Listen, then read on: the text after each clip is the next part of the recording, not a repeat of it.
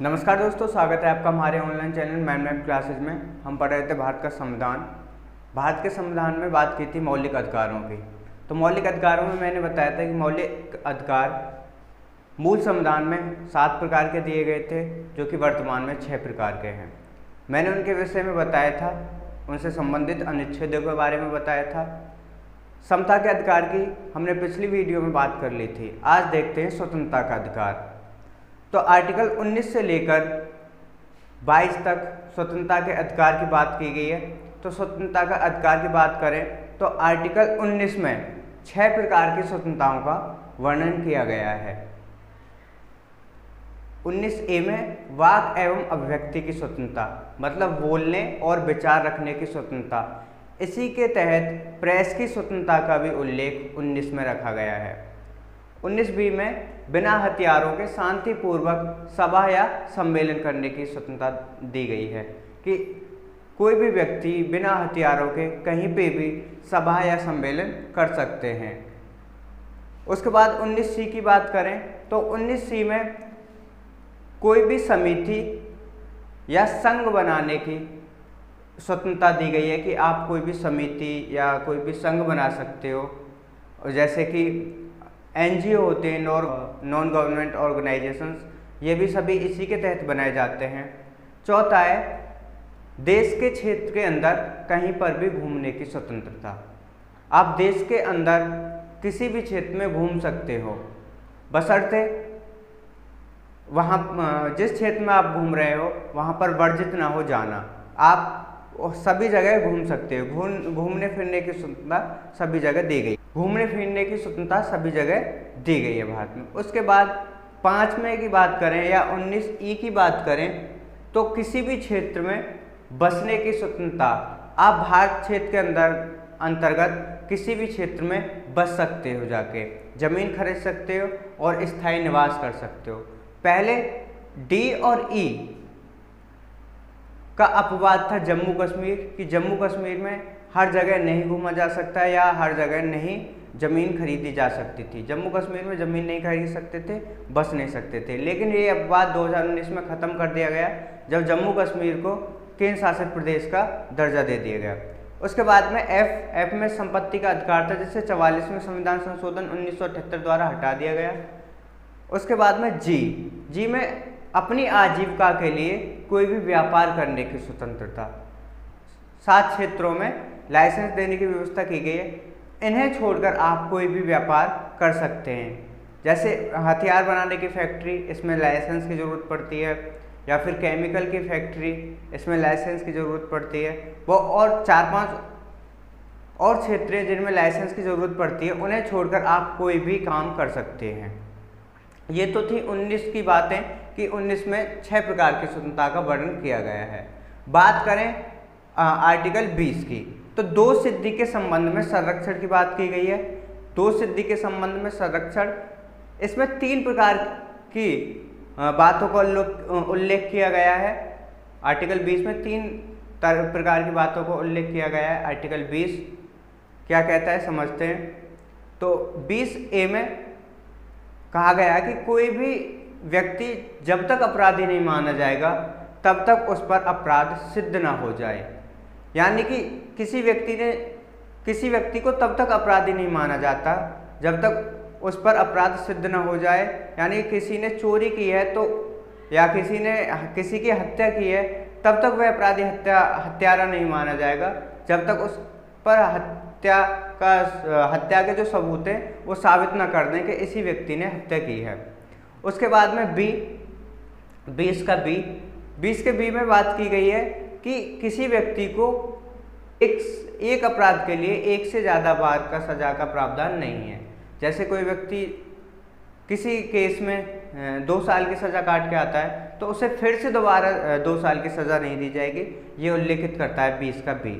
20 के सी की बात करें तो स्वयं के विरुद्ध साक्ष्य के लिए बाध्य नहीं किया जाएगा। अगर कोई व्यक्ति अपराध करता है और उसे बाध्य बनाया जाता है कि अपने ही खिलाफ आप सबूत पेश करो कि मैंने यहाँ जुर्म किया है, तो ये गैरकानूनी है, ये गलत है, असंवैधानिक है। ये थी आर्टिकल 20 की बात। आर्टिकल 21 की बात आते हैं। आर्टिकल 21 में प्राण व दैहिक स्वतंत्रता। प्राण व दैहिक स्वतंत्रता की बात करें तो व्यक्ति को गर्मामय जीवन जीने के लिए इससे संबंधित कई क्षेत्र दिए गए हैं कि सबसे पहले 21 में आत्मरक्षा की स्वतंत्रता दी गई है कि कोई व्यक्ति अपनी आत्मरक्षा कर सकता है। स्वच्छ वायु, स्वच्छ जल, स्वच्छ पर्यावरण, स्वास्थ्य की देखभाल,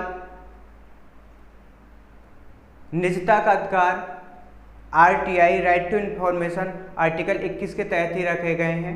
शयन का अधिकार भी आर्टिकल 21 में ही है। विदेश घूमने की स्वतंत्रता आर्टिकल 21 के तहत है और कड़ी ना लगाने की स्वतंत्रता भी आर्टिकल 21 में है।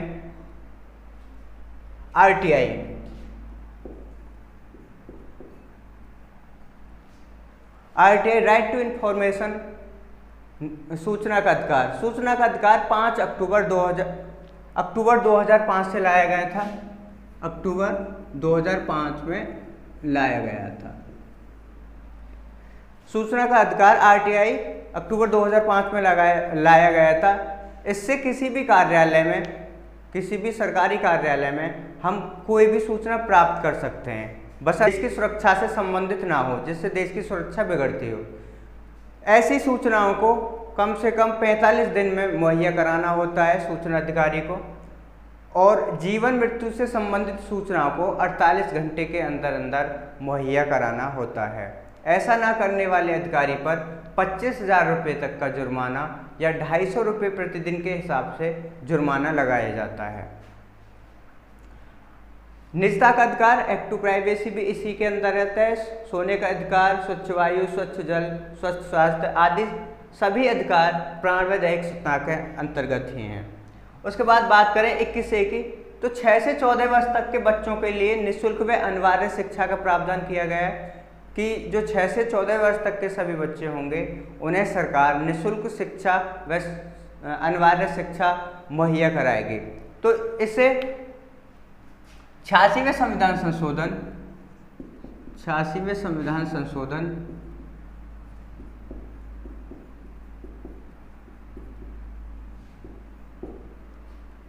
2003 द्वारा जोड़ा गया था।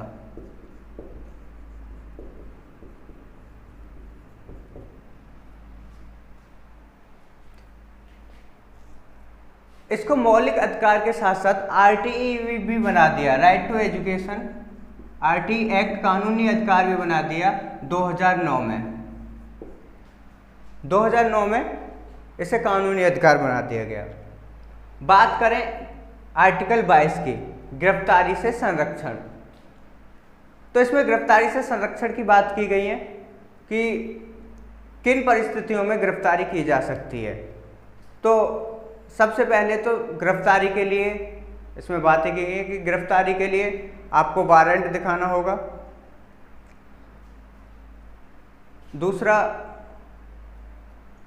कि गिरफ्तार व्यक्ति को अपने लिए कोई भी वकील करने की छूट होगी, स्वतंत्रता होगी। ये सारी बातें आर्टिकल 21 में की गई है। महिला को महिला ही कांस्टेबल गिरफ्तार करेगी, महिलाओं शाम के 7 बजे के बाद और सुबह के 6 बजे से पहले गिरफ्तार नहीं किया जाएगा, आदि बातें इसमें की गई हैं। तो वैसे भी इसके 2 पार्ट हैं, दंड निवारक और निरोध। दंड निवारक का मतलब है कि किसी व्यक्ति को गिरफ्तार किया जाता है, उसके बाद उसे कोर्ट के सामने पेश किया जाता है, कोर्ट में सज़ा दी जाती है और फिर उसे सज़ा होती है।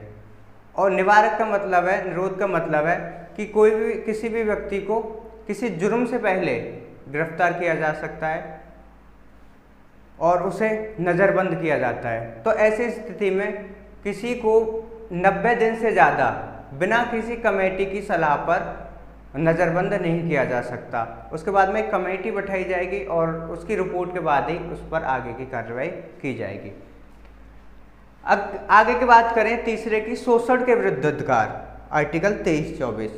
तो शोषण के विरुद्ध अधिकार में आर्टिकल 23 की बात करें तो इसमें मानव दुर्व्यापार, बलात्कार श्रम पर रोक और वेश्यावृत्ति पर रोक, कि मानवों का व्यापार नहीं होगा, वैश्यावृत्ति पर रोक है, बलात्श्रम पर भी रोक है कि किसी पर जबरदस्ती कोई काम नहीं करवाया जा सकता। सरकारी अधिकारी या सरकारी कोई भी कर्मचारी किसी भी व्यक्ति पर जबरदस्ती काम नहीं करवाएगा। आर्टिकल 24 की बात करें तो इस पर बाल श्रम पर रोक है। बाल श्रम पर रोक मतलब बच्चों पर काम नहीं करवाया जाएगा। तो ऐसे कठिन और भारी कामों को नहीं करवाया जाएगा बच्चों पर जो कि 14 वर्ष से कम हो, और काफ़ी हद तक 18 साल तक के भी बच्चों पर काम नहीं करवाया जाएगा। कोई कठोर या बहुत ही मेहनत वाला काम बच्चों पर नहीं करवाया जाएगा जो कि असंवैधानिक है। आपने देखा होगा कंपनियों के सामने बोर्ड लगे रहते हैं कि 18 वर्ष तक से कम उम्र के व्यक्तियों का प्रवेश वर्जित है। तो ये आर्टिकल कहते हैं, आर्टिकल 23 और 24 कि बच्चों पर काम नहीं किया जाएगा, करवाया जाएगा। और आर्टिकल 23 कहता है कि बलात्श्रम और वैश्यावृत्ति और मानव दुर्व्यवहार पर रोक लगाता है। तो ये शोषण के विरुद्ध अधिकार थे। आर्टिकल 20 और 21 को छोड़कर किन्हीं विशेष परिस्थितियों में हमारे मौलिक अधिकारों को अस्थायी काल के लिए समाप्त भी किया जा सकता है। आर्टिकल में दोबारा बता दूं, अनुच्छेद 20 और 21 को छोड़कर किन्हीं विशेष परिस्थितियों में या राष्ट्रीय आपातकाल जैसी परिस्थितियों में हमारे मूल अधिकारों का स्थगन हो जाता है। खाली 20 और 21 का स्थगन नहीं हो पाता है। यह व्यवस्था 44वें संविधान संशोधन 1978 के द्वारा ही दी गई थी। तो आज आपने पढ़ा स्वतंत्रता का अधिकार और शोषण के विरुद्ध अधिकार। कल बात करते हैं धार्मिक स्वतंत्रता का अधिकार, शिक्षा एवं संस्कृति के अधिकार और संवैधानिक उपचारों के अधिकार की बात। तो आज के लिए धन्यवाद।